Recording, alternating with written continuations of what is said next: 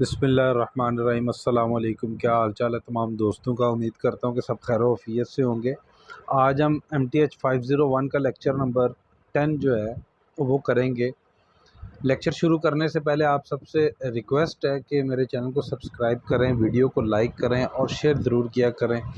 और अगर आपको ये नोट्स फ्री ऑफ कॉस्ट चाहिए तो आप मुझे व्हाट्सअप कर सकते हैं। डिस्क्रिप्शन में व्हाट्सअप नंबर मौजूद है। उसके अलावा जितनी भी इससे पहले वीडियोस बन चुकी हैं इस सब्जेक्ट के रिलेटेड, उनका लिंक भी आपको डिस्क्रिप्शन में मिल जाएगा। चलते हैं हम लेक्चर नंबर 10 की तरफ। लेक्चर नंबर 10 जो है वो हमारे पास कुछ लेक्चर नंबर 10 जो है वो हमारे पास है the matrix of linear transformation. सबसे पहले स्टार्ट ही इसका एक एग्जांपल से हुआ है। एग्जांपल हम करते हैं कुछ। एग्जांपल ये है कि द कॉलम ऑफ I2, मतलब I2 से मुराद ये आइडेंटिटी मैट्रिक्स 2x2 का है। ये 1 0 एंड 0 1 आर द, इसमें से जो E की वैल्यू है, E1 की वैल्यू वो हमें फर्स्ट कॉलम दे दिया है और E2 की वैल्यू हमारे पास सेकंड कॉलम मौजूद है। कहता है कि अब वो कहता है कि जी suppose T is a linear transformation from R2 into R3। मतलब मैट्रिक्स हमारे पास R2 है, 2x2 का है, और हमने जाना किस में है, R3 में जाना है, मतलब 3x3 वाले मैट्रिक्स में, 3 वाले वेक्टर्स में। Such that T into E1 is equal to 5 - 7 2 and T into E2 is equal to -380. Find the formula of the image of an arbitrary x in R2. अब वो कहता है कि जी आपने इसका एक फार्मूला ड्राइव करना है जो कि हमें ये बताए कि हम अगर E1 की वैल्यू या E2 की वैल्यू पुट करें तो हमारे पास ये वाले मैट्रिक्स बने। ये हमने बताना है उसको। चलते हैं सोल्यूशन की तरफ। सोल्यूशन कुछ यूँ है। लेट कर लेते हैं कि जी x हमारे पास जो है वो x1 और x2 है। x1 की वैल्यू जो है वो हमारे पास आ गई 1 0 और x2 की वैल्यू 0 1 आ गई। अब इसको हम इस फॉर्म में भी तो लिख सकते हैं ना। यही फॉर्म बन रही है ना, x1 इंटू E1।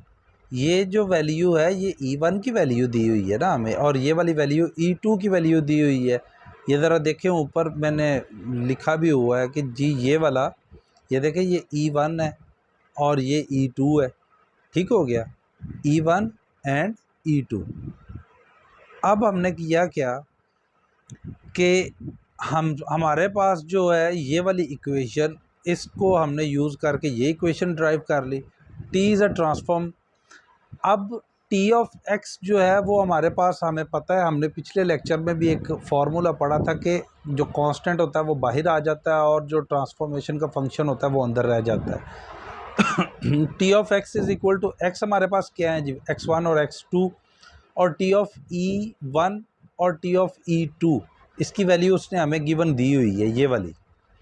इन दोनों को एडअप किया तो हमारे पास ये वाला मैट्रिक्स बन गया। अब अगर हम इस मैट्रिक्स के ऊपर या इस मैट्रिक्स में कोई भी वैल्यू पुट करते हैं तो हमारे पास क्या आंसर आता है वो ज़रा देख लेते हैं। देखें ज़रा, हमारे पास E1 की वैल्यू क्या है जी, 1 0, यही है ना।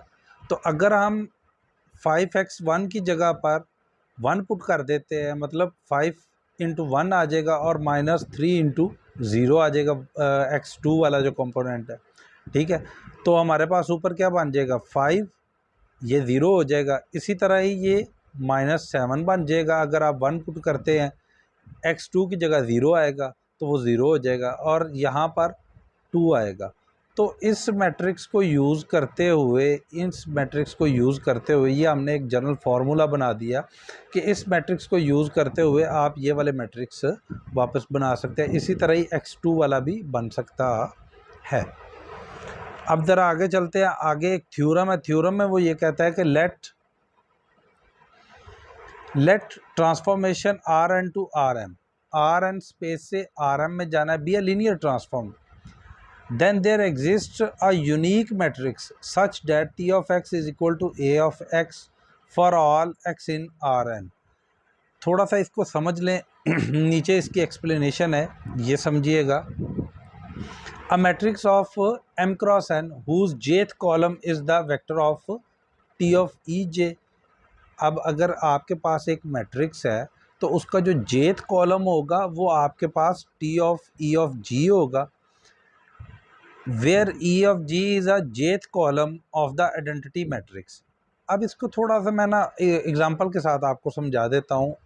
मिसाल के तौर पर ये आपके पास एक मैट्रिक्स बन रहा है ई ऑफ एन का मैट्रिक्स। तो इसका कुछ शेड्यूल ये होगा कि आप यहाँ से 1 0 1 0 ऐसे सो ऑन चलते चलते एन तक पहुँच जाएंगे। दूसरी रो जो होगी वो इसकी ये होगी कि जी आप इसमें 0 1 0 1 और चलते चलते एन तक चले जाएंगे। इसी तरह इसके सारे स्केजुअल बनते जाएंगे और आखिर में आपके पास जो रो बचेगी वो आएगी 0 0 0 और एंड पे एन वाला जो होगा वो 1 हो जाएगा। ठीक है।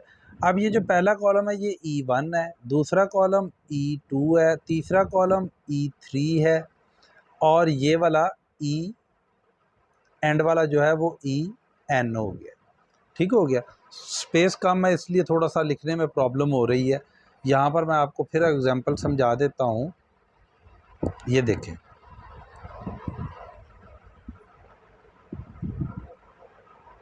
ये देखें, पहला कॉलम जो है वो हमारे पास 1 0 1 0 एंड चलते चलते एन तक।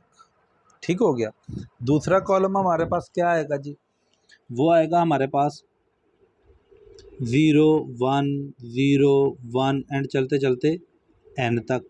इसी तरह ही ये कॉलम चलते जाएंगे नीचे भी और चलते चलते एंड के ऊपर एक कॉलम जो हमारे पास आखिर वाला एन वाला कॉलम निकलेगा वो आएगा 0 0 0 0 और चलते चलते एंड पे 1 आ जाएगा। अब हर कॉलम का एक नाम है, ये E1 है, ये E2 है, यहाँ पे E3 है और ये EN है। ठीक हो गया। होप सो आपको समझ आई होगी। आगे चलते हैं, इसकी एग्जांपल थोड़ी सी करते हैं तो आपको क्लियर हो जाएगा। एग्जांपल ये है कि जी for standard matrix a dilation transformation T of x is equal to 3x e belongs to R2। अच्छा, ये डायलेशन का लफ्ज़ यहाँ पर यूज़ हुआ है, इसका मतलब ये है कि पिछले लेक्चर में आपको बताया हुआ था कि जब R की वैल्यू जो है वो ग्रेटर देन 0 आ जाए तो वो डायलेशन होगी। ठीक है, ये पिछला लेक्चर आपको डिस्क्रिप्शन में मिल जाएगा, वहाँ से आप देख लीजिएगा।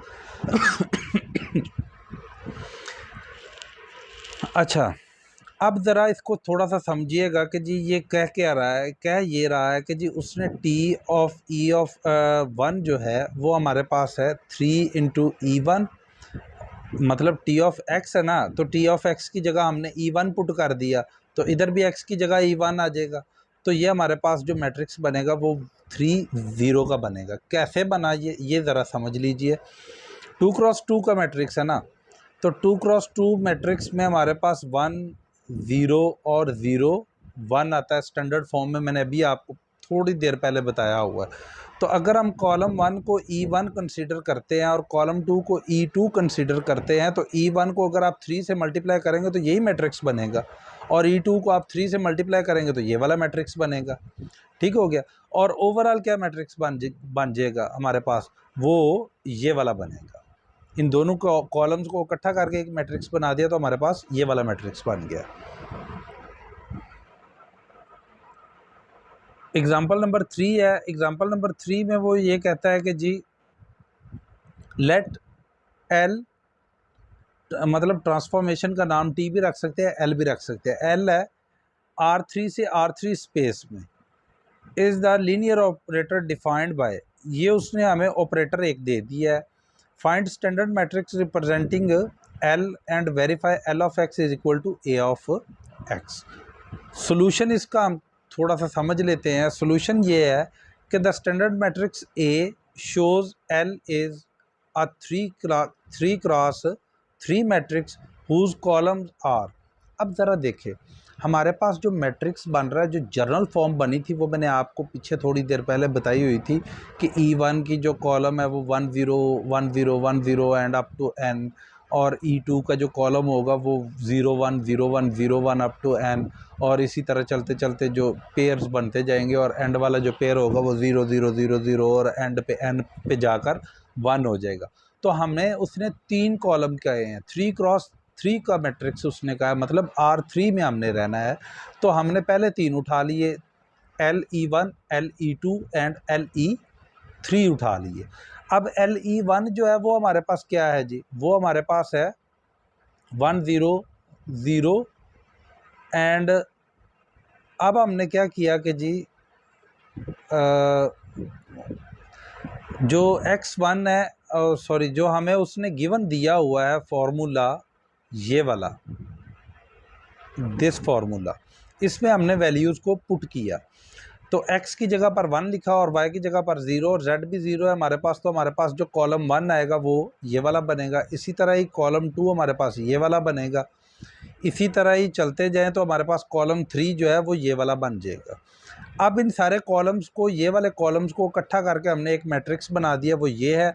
और अगर हम a ऑफ x करेंगे तो हमारे पास x की जगह पर x y z आ जाएगा और b की जगह पर हमारे पास ये वाला मैट्रिक्स जो है वो ये आ जाएगा, और जो कि इक्वल है l ऑफ x के। आगे चलते हैं, आगे जी कहता है reflection with respect to x axis of a vector u in R2 defined by the linear operator. Operator उसने हमें दे दिया हुआ है कि वो कहता है l of u is equal to l into U की वैल्यू क्या है हमारे पास, u की वैल्यू है 1, a1 और a2 इक्वल किसके आ रहा है, a1 माइनस a2 के इक्वल आ रहा है।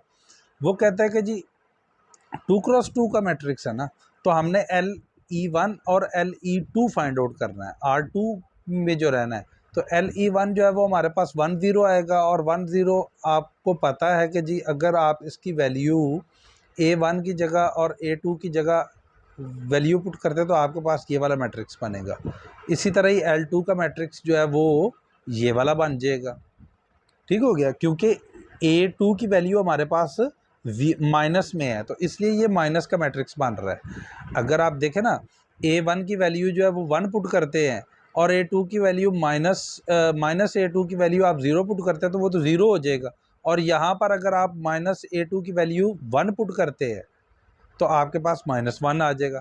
अब इसका जो स्टैंडर्ड मैट्रिक्स बनेगा वो ये वाला बनेगा, ठीक है। और L of U is equal to A of U। A of U जो है वो हमारे पास ये A मैट्रिक्स है और ये हमारे पास U मैट्रिक्स है, और ये इक्वल किसके आ रहा है, इसके आ रहा है। आगे कुछ डेफिनेशंस हैं, डेफिनेशंस को समझ लें और हमारा लेक्चर कंप्लीट है। कुछ एग्जांपल्स और प्रूफ हैं जो कि आप अपने हैंडआउट से भी देख सकते हैं, इजी हैं इसलिए वो मैंने नहीं किए हैं। अगर आपको कोई इशू हो तो आप मुझे बताइएगा, मैं वो आपको सॉल्व करवा दूंगा। एग्जांपल ये है, सबसे पहले डेफिनेशन ये है कि a mapping transformation R n approaches to R m, मतलब आर एन स्पेस से आर एम स्पेस में जाना है, is said to be onto R m if each b in R m is the image of at least 1x in R N.